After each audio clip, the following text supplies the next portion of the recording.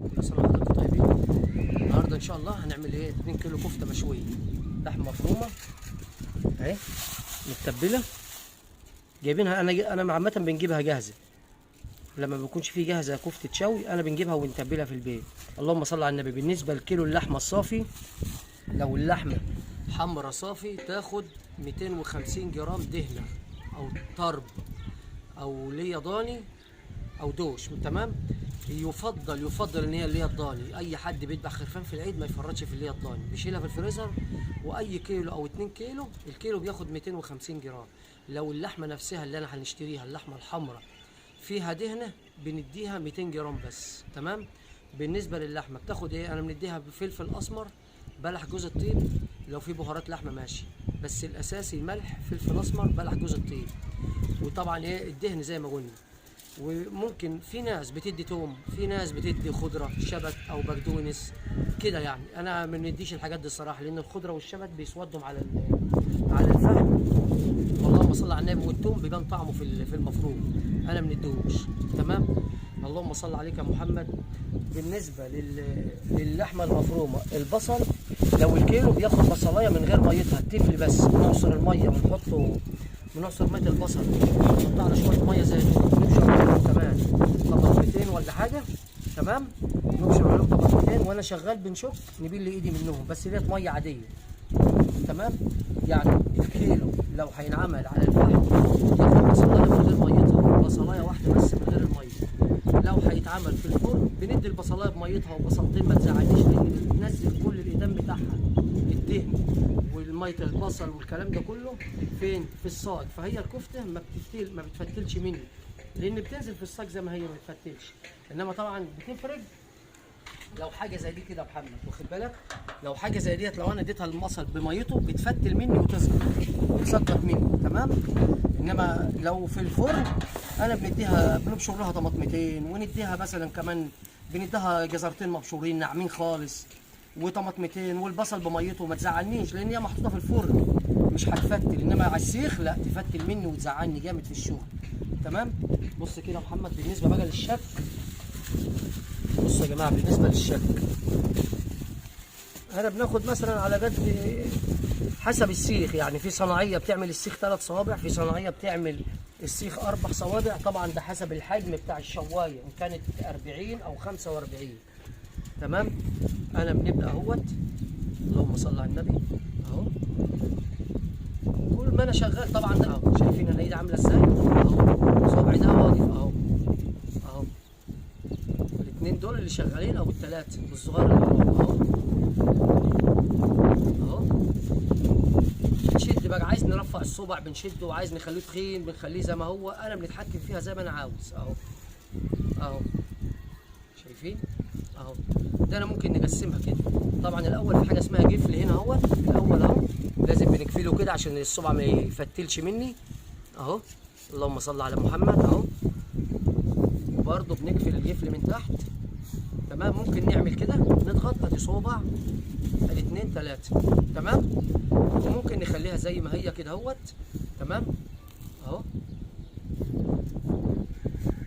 زي ما قلنا عايز نخليه رفيع بنشده.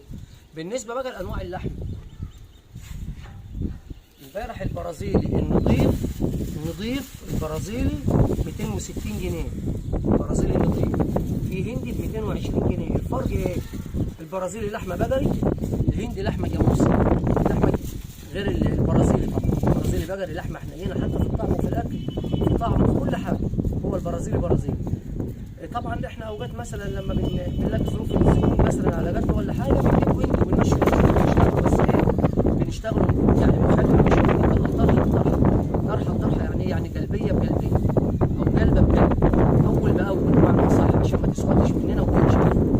انما لو البرازيلي، لو اللحمه اللي معايا برازيلي بقري، بنخليه يشتغل ونلف في ورق فويل ونحط تحت الايه؟ تحت الشوايه، او ناخدها منه ونحطها في صاج في الفرن وتنها سخنه ونطلعها على طول. دي ما بتزعلنيش. انما اللحمه الجاموسه عشان انزيماتها بتبقى كتير، فدي بتسود شويه مننا في الشغل. شايفين؟ اللهم صل على النبي، اللهم صل على النبي. شايفين الصبع ماسك نفسه اهو، ما فتلش ولا اي حاجه اهو على النار.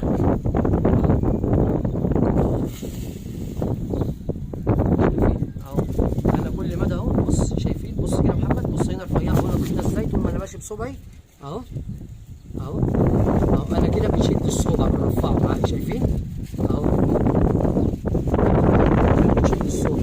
بس طبعا انا عارف انا بنعمل ايه، بنيجي عند حجم معين وبنقف ما نرفعش عن كده عشان ما يفتلش منه ويطلع زي ايه، زي الكاوتش، ينشف مني بمعنى اصح.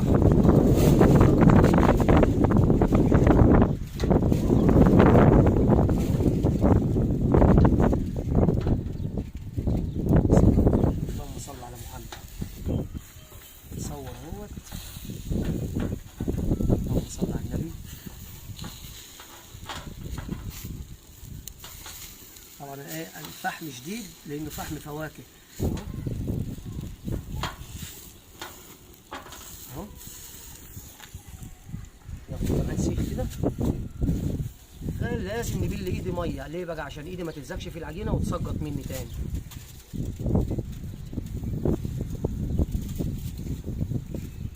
اهو لو ما بلتش ايدي ميه، الميه بتعمل عازل بين ايدي وبين ايه، وبين العجينه، ما تخليهاش تلزق في ايدي ابدا. اهو اهو شايفين الصبع تخيل ازاي؟ انا بجربه زي ما انا عاوز اهو، شد ورفعه زي ما انا عاوز في ايدي، شايفين اهو. كل سنه وانتم طيبين. ان شاء الله قريب اصور لكم فيديو عن كفته الرز بالتفصيل، كيلو الرز بياخد ايه، واي حته لحمه اللي هنجيبها من عند الجزار او سواء برازيلي او جملي، واللحمه بتفتل ليه. اللحمه لو حطيتها، لو صبع الكفته حطيته في الزيت وفتل مني يبقى عيب ايه، لو حطيته في التخديعه وهو بيغلي وفتل وفتح مني يبقى عيبه ايه. اللهم صل على النبي.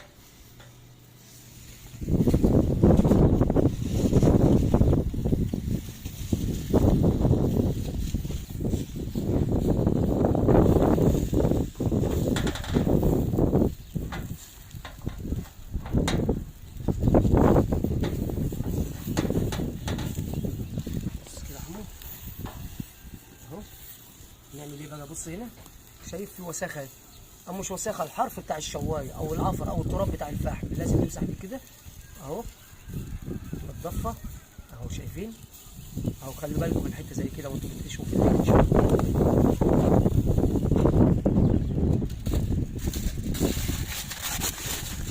اهو اهو. بسم الله ما شاء الله ولا قوه الا بالله. الف هنا وشفا. شايفين صوره حلوه.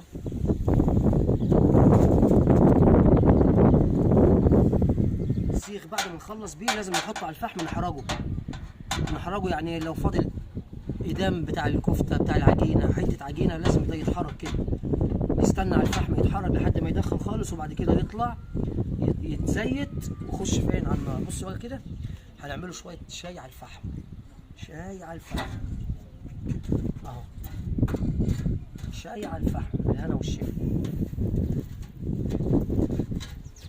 اهو. وعيش يا معلم. بسم الله الرحمن الرحيم. سيبه يغلي بقى وهنصبوه هنا كوبايه كده السكر كده.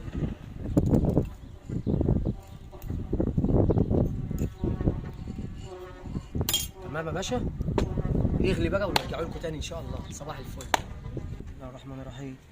بسم الله. اللهم صل على النبي. اللهم صل على النبي. هذا وشك اوعى وشك. اللهم صل على النبي.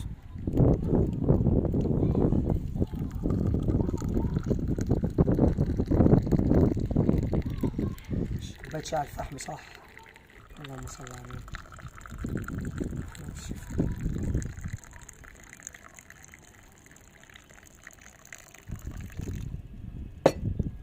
اللهم صل على النبي.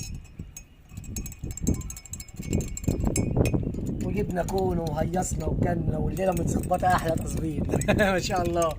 بالهنا والشفا، روجنا عليهم. بالهنا والشفا.